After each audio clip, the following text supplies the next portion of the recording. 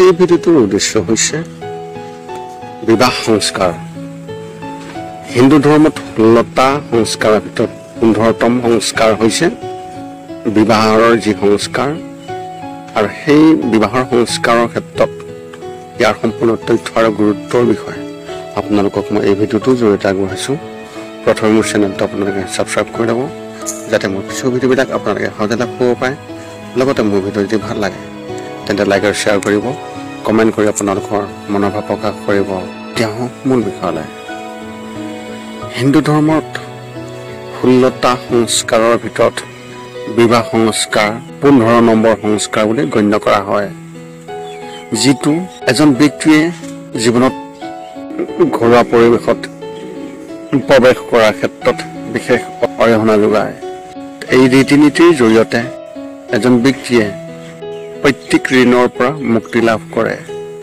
হিন্দু সমাজত বিবাহৰ জৰিয়তে দুটা আত্মাৰ মিলনৰ বৰ্ণনা কৰা হৈছে, আৰু এজন ব্যক্তিৰ মানসিক আৰু আধ্যাত্মিক বিকাশৰ বাবে ই অতি গুৰুত্বপূৰ্ণ। সেইবাবে আজি আপোনালোকক মই এই ভিডিঅ'টোৰ জৰিয়তে বিবাহ সংস্কাৰৰ সম্পূৰ্ণ তথ্য আপোনালোকক এই ভিডিঅ'টোৰ জৰিয়তে আগবঢ়াইছোঁ, আৰু ইয়াৰ সম্পূৰ্ণ বিৱৰণ আপোনালোকৰ আগত দাঙি ধৰিছোঁ।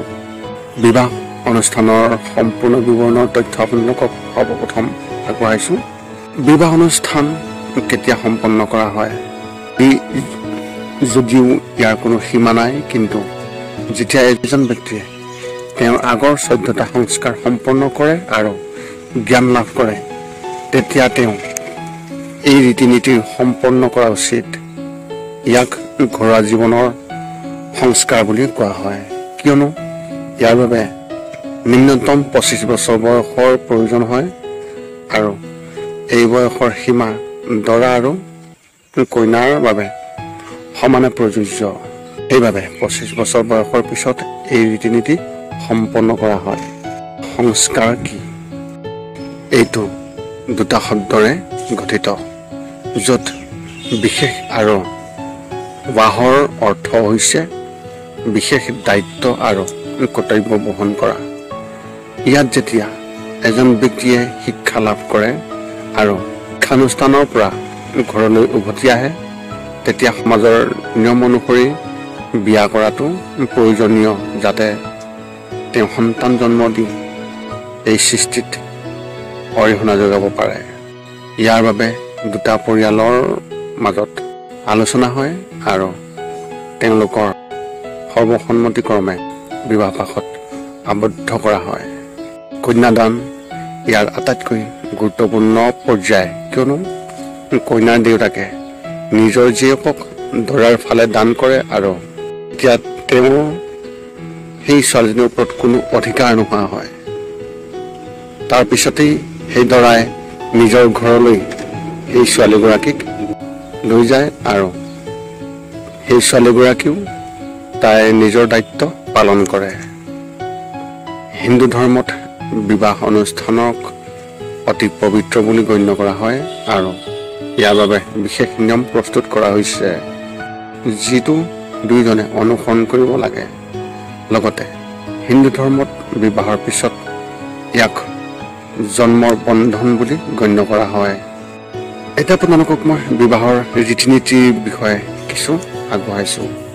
মনুস্মৃতিত বিভিন্ন প্ৰকাৰৰ বিবাহৰ বৰ্ণনা কৰা হৈছে, যাক 8টা ভাগত বিভক্ত কৰা হৈছে: ব্ৰহ্ম, প্ৰজাপত্য, আৰ্ষা, দেৱ, গন্ধৰ্ব, অসুৰ, ৰাক্ষস আৰু পিশাচ বিবাহ। ইয়াত ব্ৰহ্ম বিবাহক আটাইতকৈ মহৎ আৰু শুদ্ধ বুলি গণ্য কৰা হৈছে, য'ত দৰা আৰু কইনাই তেওঁলোকৰ বিবাহিত জীৱনত প্ৰৱেশ কৰে। শিক্ষিত হোৱাৰ পিছত আৰু একে বৰ্ণত কোনো ধৰণৰ ধনৰ লেনদেন নোহোৱাকৈ এইটো বৈদিক মন্ত্ৰৰ জৰিয়তে এই বিবাহ সম্পন্ন কৰা হয়। আটাইতকৈ বেয়া বিবাহ হৈছে পিশাচৰ বিবাহ বুলি গণ্য কৰা হয়, য'ত ছোৱালীজনী সচেতন নোহোৱা অৱস্থাত বিবাহ কৰাই দিয়া হয়। এতিয়া আপোনালোকক মই বিবাহ সংস্কাৰৰ ক্ষেত্ৰত আগবঢ়াইছোঁ। বৈদিক কালৰ আগতে বিবাহৰ প্ৰচলন নাছিল, আৰু মানুহৰ মাজত সম্পৰ্ক জন্তুৰ দৰে আছিল, য'ত এজন পুৰুষে যিকোনো মহিলাৰ সৈতে যৌন সম্ভোগ কৰিব পাৰে আৰু এগৰাকী মহিলাই যিকোনো পুৰুষৰ সৈতে যৌন সম্ভোগ কৰিব পাৰে। এই কাৰণে মাতৃশক্তি সেই সময়ত অত্যন্ত প্ৰাধান্য আছিল, কিয়নো পিতৃৰ বিষয়ে কোনো জ্ঞান নাছিল, যাৰ বাবে পুৰুষসকলক তেওঁলোকৰ মাতৃৰ নামেৰে চিনাক্ত কৰা হৈছিল। লাহে লাহে বৈদিক কাল আৰম্ভ হোৱা আৰু ধৰ্মৰ প্ৰতিষ্ঠা হোৱাৰ পিছত এই প্ৰথাক প্ৰত্যাহ্বান জনোৱা হয় আৰু বিবাহৰ প্ৰচলিত হয়। ইয়াৰ বাবে ঋষিসকলে ইয়াক সেই 16 সংস্কাৰৰ ভিতৰত এটাত অন্তৰ্ভুক্ত কৰা হৈছে আৰু ইয়াৰ বাবে নিয়ম প্ৰস্তুত কৰা হৈছিল। তেতিয়াৰ পৰা পাৰিবাৰিক পৰম্পৰাও আৰম্ভ হৈছিল আৰু সেই ব্যক্তিজনে তেওঁৰ পৰিয়ালৰ সৈতে থাকিবলৈ আৰম্ভ কৰিছিল।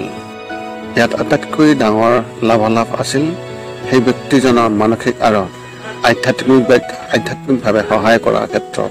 ইয়াৰ লগতে হিন্দু ধৰ্মত 3টা ঋণৰ বিষয়ে বিশেষ আলোচনা কৰা হৈছে, যিবোৰ হৈছে দেৱঋণ, ঋষি ঋণ আৰু পিতৃ ঋণ।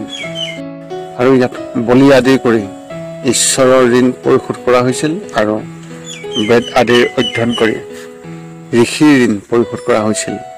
যেতিয়া এজন পুৰুষে এগৰাকী মহিলাক বিয়া কৰায় তাৰ পিছতেই এটা সন্তান জন্ম দিছিল, তেতিয়াই পিতৃ ঋণ সমাপ্তি ঘটিছিল।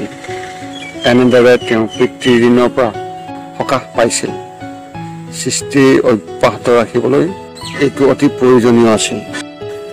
আৰু আপোনালোকক মই এই বিবাহৰ সম্পৰ্কে আগত এটা ভিডিঅ' প্ৰস্তুত কৰিছিলোঁ, যিটো ভিডিঅ'ৰ লিংক আপোনালোকক এই ভিডিঅ'টোৰ ডিছক্ৰিপশ্যনত দিয়া হৈছে আৰু সেই ভিডিঅ'টোতেই বিবাহৰ সম্পৰ্কীয় কিছু কথা উল্লেখ কৰা হৈছিল।